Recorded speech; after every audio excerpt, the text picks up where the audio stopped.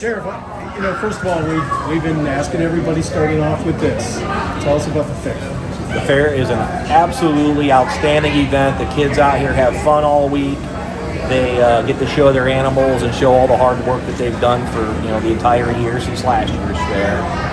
And so obviously we encourage that, and we try to create that environment here so that they have fun and enjoy their family time and stay safe while they're out there. So far so good. Well, that was my follow-up question is, what kind of an atmosphere do you hope to have here at the fair? Well, I think I touched on that, is that this is a very family-friendly environment. The kids are supposed to have fun. Everybody's supposed to have fun while they're out here. And so it's our job to make sure that we encourage that and that we facilitate that.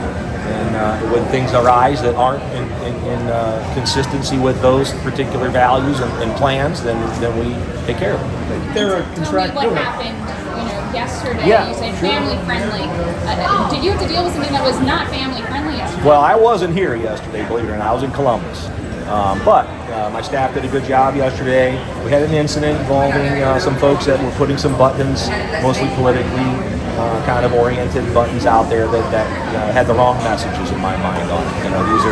These are innuendos and references to violence and or death or injury or something to an individual, regardless of who that person is.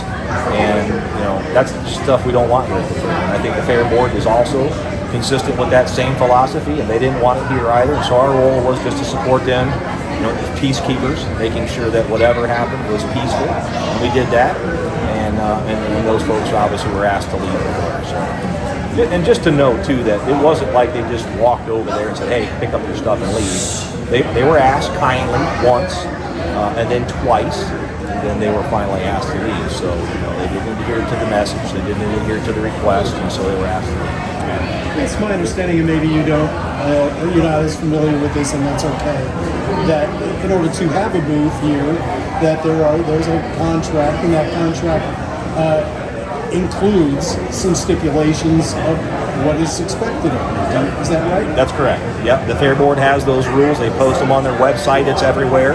You can get it. I believe they actually hand those things to the various vendors when they walk through the door and pay their fees. And so it's up to them to be responsible enough to read it and see what conduct is okay and what conduct is not okay, what things they can have in their booths and what things they can't have in their booths. So I think it was pretty clear that the things that we're dealing with as a result of this incident was not consistent with what those allowances were, and so they were asked to remove them. Beyond that, I know that you referred these offensive items to another agency. Let's talk about that. Yeah, so in their individual little pieces on the buttons, maybe not very concerning to an individual, but in totality and the environment that we're currently living in right now, where it seems to be tensions are rising because of political climates and things like that, different references and innuendos to doing harm to political candidates or political people. I think that the whole totality of that made this particular instance a little bit more severe. And so, we try to curtail that stuff as fast as we possibly can in a very peaceful manner. And so we did that. So this particular instance was a red ball cap with felon across the top of it, and is he dead yet? And some other innuendos about his obituary. We're referring to the President of the United States. Also a number, 8647, which is removal of the President, who's the 47th President of the United States. So as a totality, when you look at all those are things that you want to be concerned about, because things can escalate, and we don't want that. We like to escalate everything. And so that's how this whole thing came about. So you've referred it. What have your conversations been like with the Secret Service? What have your conversations been like with the Secret Well, Service? I referred that particular piece of information to them. That's obviously their job. Our job is to look at criminal law here violations in Ohio. We will do that, just as we do with every other person that comes in and reports these things to. So they had already been aware of it, as I'm sure they probably pay attention to that stuff more so than what we do, pretty quick. And they're going to look into it. So I've sent them what we have. Obviously, that potentially could be criminal, so they're going to look at it from a criminal standpoint. So that information is all at them right now. Whether or not they do anything is their decision. And then we'll do our independent, parallel investigation for criminal law, and we'll see what comes out of it. There may be or may not be any violations of the law, but we'll look at it. Thank you. You're welcome. Some Democrats have argued that this is an infringement on free speech. What would you say to that argument? Well, I would say that, everybody can say anything, right? But then what's the consequences of what you say? And so in this particular moment, we have some people that were very alarmed, inconvenienced, and felt very, very somewhat even threatened by it. So in those instances, we'll get involved. And we did. And so we'll look at everything, see what comes out of it, what, if any, violations of criminal law occurred, and we'll deal with it in a manner that's appropriate. And just logistics based, they had these pins up. Somebody went over and told them, take these down.